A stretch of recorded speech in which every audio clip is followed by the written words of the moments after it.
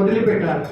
ఈ శరీరంతో మన్నైనది మన్నైపోను మట్టిలో కలిసిపోవాలి. అది ఆత్మ కలిగించినది దేవుని దగ్గరికి వెళ్ళను.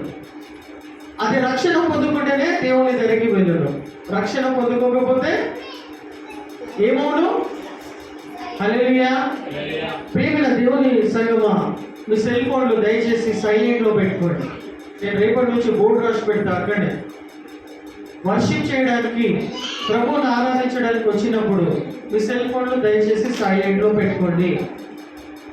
బైబిల్ ఉన్నవారు ఈ చేతులలో పరిశుద్ధ గ్రంథం మీ చేతిలో పెట్టుకోండి. వాక్యం చెప్తూ ఉన్నప్పుడు వాక్యం కొన్ని నిమిషాలే కదా మనం ధ్యానించేది. వాక్యానుసారంగా చెప్పాలంటే ఆదివారము పునరుద్ధానము దినమున ఉదయకాలము నుండి సాయంత్రం వరకు దేవుని మందిరంలో ఉండి ఆరాధించాల్సినటువంటి వారమై ఉన్నాం. హల్లెలూయా.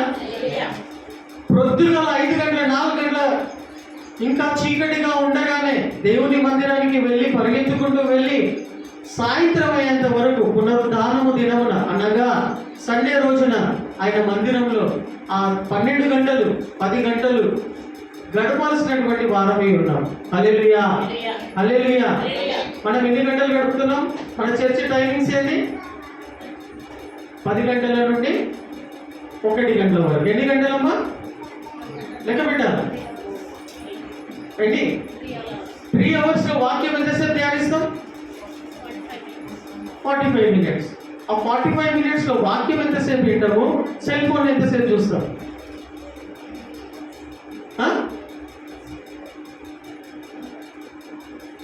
10 నిమిషాలు వాక్యం వింటే 40 నిమిషాలు, లేకపోతే హాఫ్ అన్ అవర్. ఆ టైంలో కూడా కాబట్టి ప్రియమైన వాళ్ళు ఎంత అర్జెంట్ అయినా కానీ కూడా, ఎంత అర్జెంట్ కాల్ వచ్చినా కానీ కూడా should not lift your call. మీరు ఫోన్ లేవకండి. ఫస్ట్ దేవుని వాక్యానికి మర్యాద ఇవ్వండి.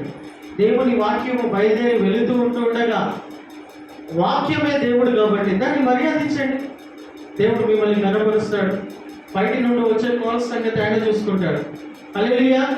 హల్లెలూయా. అందరి ఫోన్లు సైలెంట్లో ఉన్నాయా? ఫోన్లన్నీ సైలెంట్లో ఉన్నాయా? ఉన్నాయి కదా. స్విచ్ ఆఫ్ చేసుకోమని చెప్తలేండి. ఎందుకంటే స్విచ్ ఆఫ్ చేసుకోమంటే వచ్చే ఆదివారం నుండి మీరు చర్చికి రారు. ఆ చర్చికి వెళ్తే ఆ పాస్టర్ ఏమంటారు, ఆ బ్రదర్ ఏమంటారు అంటే ఫోన్లు సెల్ ఫోన్లు అసలు ఎందుకు పెట్టుకొని వచ్చిండ్రా మీరు అని అన్నట్టు అంటాడు. కాబట్టి మేము పోము అని అంటారు. కాబట్టి సింపుల్గా మీకు అనుకూలంగా ఉండడానికి సైలెంట్లో పెట్టుకోండి. వైబ్రేషన్లో కూడా పెట్టుకోకండి. ఎందుకంటే కాల్ వచ్చిందంటే మళ్ళీ మీ మైండ్ వైబ్రేషన్ మీదకి వెళ్ళిపోతుంది. కాబట్టి హల్లెలూయా. సైలెంట్లో పెట్టుకుందాము. దేవుడు అది కొన్ని నిమిషాలే కదా, 40 నిమిషాలే కదా. అది కూడా మనం శ్రద్ధగా వినకపోతే మనం ఎందుకోసం వచ్చినట్టు. కాబట్టి ప్రియమైన వారులారా, ఇక్కడ మనం ఏం నేర్చుకొని ఉంటున్నాం? నేటి యొక్క అంశం ఏమై ఉన్నది? తెలుగు వచ్చిన వాళ్ళు చదవండి ఒకసారి. దేవుని వాక్యం నేర్చుకోవడానికి వచ్చినాం. హల్లెలూయా. దేవుని వాక్యమును వినడానికి వచ్చి ఉన్నాం. హల్లెలూయా. దేవుని వాక్యమును నేర్చుకోవడానికి వచ్చినాం. ఎందుకు? అవసరమా? దేవుని వాక్యమును వినడం నేర్చుకోవడం అవసరమా?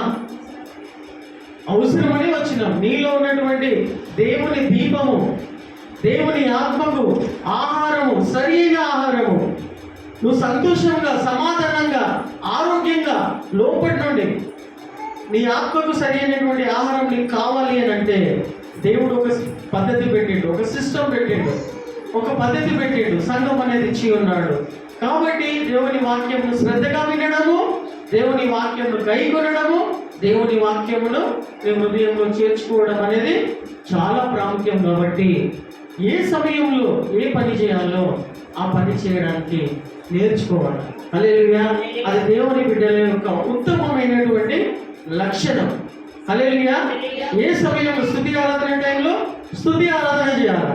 కానుకలు పట్టేటువంటి సమయంలో కానుకలు పట్టేటువంటి పాటలు పాడాలి. వాక్యం ధ్యానించేటువంటి సమయాలలో వాక్యంలో ధ్యానించాలి. ఆమెను చెప్పిన తర్వాత వెళ్ళాల్సిన సమయంలో దేవుడు ఇచ్చిన సమాధానాన్ని పొందుకొని వెళ్ళిపోవాలి. హల్లెలూయా. ఏ సమయంలో చేయాల్సిన పనులు ఆ సమయాలలో చేస్తే దేని నిమిత్తం కూడా చింతపడని వాళ్ళమై చింతాకాంతులై ఉండకుండా ఉంటాము. కాబట్టి ప్రియమైన దేవుని సంగమా, నేటి యొక్క అంశం ఏమై ఉన్నది?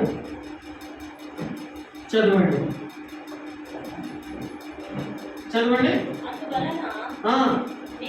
బోర్డు మీద ఏం రాసినా చదవండి. స్కూల్ పిల్లల్లాగా ఇట్ ఈస్ నెసెసరీ, మీకు అవసరం. దేవుని గురించి చింతింపకూడదు. నాకు అది దేవుడు లాగా కనిపిస్తుంది. ఎవరు తెలుగు రాసింది? దేనిని గురించి? దేవుని గురించి చింతింపకూడదు కాదు, దేవుని గురించి చింతించాలి. దేనిని గురించి కూడా చింతింపకూడి. Don't worry for anything. Hallelujah, hallelujah, hallelujah. ఇది చెప్పింది ఎవరు? యేసు ప్రభుల వారు స్వయంగా చెప్పి ఉంటూ ఉన్నాడు. Do not worry for anything, don't worry for anything. దేని గురించి కూడా చింతింపకు ప్రియమైన దేవుని బిడ్డ. నీ చింత, నీ సమస్య, నీ అనారోగ్యము లేదా నీ అప్పుల బాధ దేవుని కంటే గొప్పదిగా ఆయననే నీకు చెప్తున్నాడు, నాకు చెప్తున్నాడు. Don't worry for anything. Hallelujah. దేని బట్టి చింతించకు. దేవుని బిడ్డలు చింతించడము దేవునికి ఇష్టం లేదు. హల్లెలూయా. నువ్వు చింతించి నీ వెంట్రుకలన్నీ రాలగొట్టుకునే విధంగా, తెల్లగా చేసుకునే విధంగా లేదా ఇంకో విధంగా తయారయ్యే విధంగా ఉండడము దేవునికి ఇష్టం లేదు. మళ్ళీ ఏం చేయాలి ప్రభువా? ఏం చేయాలంటే దేవుడిచ్చిన జ్ఞానముతో ఆలోచించు, వివేచించు.